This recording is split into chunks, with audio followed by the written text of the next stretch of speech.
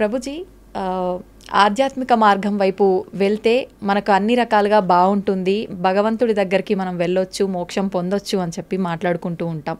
అయితే ప్రభుజీ, చాలామంది ఆధ్యాత్మిక మార్గం వైపు వెళ్ళినా, ఎన్ని పూజలు చేసినా, ఎన్ని పుణ్యక్షేత్రాలు చేసినా వాళ్ళకున్న ఒత్తిళ్ళు మాత్రం అలానే ఉంటుంటాయి. మరి భగవంతుడి సేవలో ఉన్నప్పుడు, భగవంతుడి మార్గంలో ఉన్నప్పుడు ఒత్తిళ్ళు ఎందుకు ఉంటాయి? విముక్తి పొందాలి కదా ప్రభుజీ వాటి నుంచి. ఒక విషయం చెప్తాను మీకు. భగవంతుడి యొక్క సేవ వేరు, కోరికలతో భగవంతుడికి చేసే పూజలు వేరు. ఓకే, మనకి ఒత్తిడి పోవాలి అని అంటే ఫస్ట్ మన మనసులో ఉండే భారాలు ఏవైతే ఉన్నాయో అవి తగ్గించుకోవాలి. మీకు ఒక చిన్న విషయం చెప్తాను, అప్పుడు మీకు అర్థమవుతుంది. అలెగ్జాండర్ ది గ్రేట్ భారతదేశానికి వచ్చినప్పుడు ఒక సాధువు ఒంటిపైన బట్టలు కూడా లేవట, ఇలా కూర్చొని ధ్యానం చేస్తూ ఆనందంగా నిమగ్నం అయిపోయి ఉన్నారనమాట. అయితే ఈ సాధువు అలెగ్జాండర్ని చూసి నించోని కూడా నించోలేదట. అయితే నాకు చాలా కోపం వచ్చింది. అదేంటి, నేను ఇంత పెద్ద రాజును వస్తే నించోవట్లేదేంటి అని ఆయన ఏం చేశారు, ఒక వ్యక్తిని పంపించారు. ఆయన నించోమని చెప్పు అని అన్నారనమాట. ఆయన వెళ్ళారు. నేను ఎందుకు నించుంటా అని అన్నాడు. ఈయన హాయిగా అలా మళ్ళీ తపస్సు చేసుకుంటున్నాడు అనమాట. అలెగ్జాండర్ స్వయంగా వచ్చారు ఆయన దగ్గరికి. వచ్చి ఆయనతో అన్నారట, అయ్యా, నా దగ్గర ఇంత సామ్రాజ్యం ఉంది, అయినా సరే నాకు భారంగా ఉన్నది. నీ దగ్గర బట్టలు కూడా లేవు, అయినా సరే నువ్వు ఇంత ఆనందంగా ఎలా ఉన్నావు? ఇంత ఆనందం నీ ముఖంలోనే కనిపిస్తూ ఉంది. ఎందుకు ఇంత వర్చస్సు, ఎందుకు ఇంత తేజస్సు, ఎందుకు ఇంత ఆనందం నీ దగ్గర ఉంది అని అడిగారట. అయితే ఈయన అన్నారట, ఒక చిన్న రాయి, ఇంతే రాయి కింద నుంచి తీసుకొని అలెగ్జాండర్ని అన్నారట, ఇది నువ్వు పట్టుకోవచ్చా? అయితే అలెగ్జాండర్ అన్నారట, ఇంత చిన్న రాయి పట్టుకోవటంలో నాకేముంది, పట్టుకుంటాను, ఇవ్వండి అని చేతిలో పెట్టాడు. అలానే పట్టుకొని ఉంచు అని అన్నారట. ఇలా పట్టుకున్నారు. గంట సేపు అయింది, 2 గంటలైంది, 3 గంటలైంది. అలా టైం పెరుగుతూ ఉండేసరికి ఆయన చేతి మొత్తం కూడా ఎంత హెవీగా అనిపించిందంటే అంత హెవీగా లాస్ట్ కింద పడేశారు. అమ్మో, నేను ఇంకా పట్టుకోలేను. అదేంటి, ఇంత చిన్న రాయి నేను పట్టుకుంటాను, అచ్చేస్తా ఇంచేస్తానన్నావు కదా, ఇప్పుడేమైంది అని అంటే, అమ్మో చాలా కష్టం, చాలా కష్టం. సరే, ఒక చిన్న రాయే కొద్దిసేపటి తర్వాత ఎంత భారంగా మారిపోయింది మనకి. నిజమే. కానీ మనము భగవంతుడి దగ్గరికి ఎందుకు వెళ్తున్నాము? అయ్యా, నాకు కొత్త కారు కొని ఇచ్చేసేయి, నాకు కొత్త ఇల్లు కొని ఇచ్చేసేయి, నాకు తొందరగా పెళ్ళి అయిపోవాలి, నాకు పిల్లలు కలగాలి, నాకు ఇంత ఆస్తి రావాలి, నాకు అది కావాలి, ఇది కావాలి అని ఇంకా భారాలు అడగడానికి మనం భగవంతుడి దగ్గరికి వెళ్ళామనుకోండి, ఎప్పుడు మనం ప్రశాంతంగా ఉండలేం.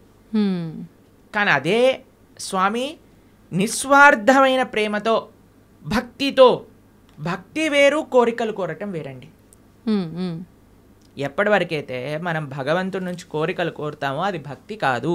అంటే మనసులో ఎటువంటివి లేకుండా నిస్వార్థమైన భావనతో, భగవంతుడి పట్ల ప్రేమతో కానీ మనం వెళ్తే అటువంటి వాడు ఎన్నటికీ కూడా ప్రశాంతత లేకుండా ఉండలేడు.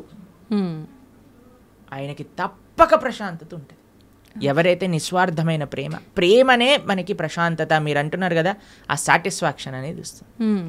ఒక ఆయన అంటే చాలా తీర్థయాత్రలు చేస్తూ ఉండేవారట. చాలా తీర్థయాత్రలు చేస్తుంటే ఎందుకోసం చేసేవాళ్ళు, మాకు ఇది అయిపోవాలి, మాకు అది అయిపోవాలి, మాకు ఇది జరిగిపోవాలి, మాకు అది జరిగిపోవాలి అని తీర్థయాత్రలని చేస్తూ, అక్కడికి వెళ్తే పుణ్యం వస్తుందట, ఇక్కడికి వెళ్తే పాపం పోతుందట, దీంతో చేస్తుండే. అయితే వాళ్ళ గురువుగారు చాలాసార్లు చెప్పారు, నాన్న ఈ భావనతో వెళ్ళకు, అక్కడుండే భగవంతుడి యొక్క దర్శనం చేసుకోవడానికి వెళ్ళు, అక్కడ సాధువుల దగ్గర నుంచి మాటలు వినడానికి వెళ్ళు, ఆ క్షేత్రానికి సేవ చేయడానికి వెళ్ళు అని అంటే ఈయనకు అర్థం కాదు. నేను వెళ్ళాలి, మునగాలి, అన్ని దర్శనాలు చేసుకోవాలి, ఎందుకంటే పుణ్యం వచ్చేస్తుంది, పుణ్యం వచ్చేస్తుంది, పుణ్యం వచ్చేస్తుంది. అయితే ఈ గురువు గారు ఒకసారి ఏం చేశారంటే, ఒక కాకరకాయ ఇచ్చారట. కాకరకాయ ఇచ్చి, నాన్న నువ్వు వెళ్ళే పుణ్యక్షేత్రాలు అన్నింటిలో కూడా ఎక్కడెక్కడైతే నువ్వు స్నానం చేస్తావో అక్కడ అల్లా కూడా ఈ కాకరకాయకి స్నానం చేయించు అని అన్నారట. సరే అని మొత్తం ప్రతి క్షేత్రాన్ని గంగా, యమున, గోదావరి, కావేరి అన్నిట్లో స్నానం చేసి తీసుకొచ్చారట. వచ్చి మళ్ళీ ఆశ్రమానికి తిరిగి వచ్చేసరికి ఆ గురువు గారు అన్నారట, నాన్న ఈ కాకరకాయని కొద్దిగా ముక్కలు ముక్కలు చేసి కొద్దిగా వండు అని అనేసరికి, వండి చూసేసరికి ఆ కాకరకాయ చేదుగానే ఉంది. కాబట్టి దాని యొక్క గుణం పోయిందా? గంగలో స్నానం చేసాం, యమునలో స్నానం చేసాం, పోలేదు కదా. ఎప్పటి వరకైతే మనం నిజమైన ఆధ్యాత్మిక మార్గము అని అంటే ఏమిటి? శ్రవణం, కీర్తనం, విష్ణు స్మరణం, పాద సేవనం, అర్చనం, వందనం, దాస్యం, సాఖ్యమాత్మ నివేదనం. ఈ 9 భక్తి మార్గాలలో మనం ఉండమో అప్పటి వరకు మన హృదయ శుద్ధీకరణ అనేది జరగదు. ఎంతవరకైతే మన హృదయ శుద్ధీకరణ అనేది జరగదో అప్పటి వరకు మనకు ప్రశాంతత ఉంటుంది అన్నమాట. అలాంటి తీర్థయాత్రకి వెళ్ళటం తప్పని చెప్పట్లేదండి. ఏ భావనతో వెళ్ళాలి? సేవా భావనతో వెళ్ళాలి. ఏ భావనతో వెళ్ళాలి? భగవంతుడి పట్ల ప్రేమతో వెళ్ళాలి. ఏ భావనతో వెళ్ళాలి? అక్కడ నుంచి ఏం నేర్చుకోవచ్చు, ఏం తెలుసుకోవచ్చు అనే భావనలోకి వెళ్ళాలి. కానీ ఏదో పుణ్యం వచ్చేసేయాలి, పాపం పోవాలి, ఏదో సైట్ సీయింగ్గా ఇలా వెళ్తే ఏం ప్రయోజనం లేదు. ఇప్పుడు చూడండి, ఏ క్షేత్రాలకు వెళ్ళినా మనం 4 ధామ్లో చూస్తూ ఉన్నాం. అందరు కూడా కెమెరాలు పట్టుకొని రికార్డింగ్స్ చేయడానికి, వ్లాగింగ్స్ చేయడానికి వెళ్తున్నారట.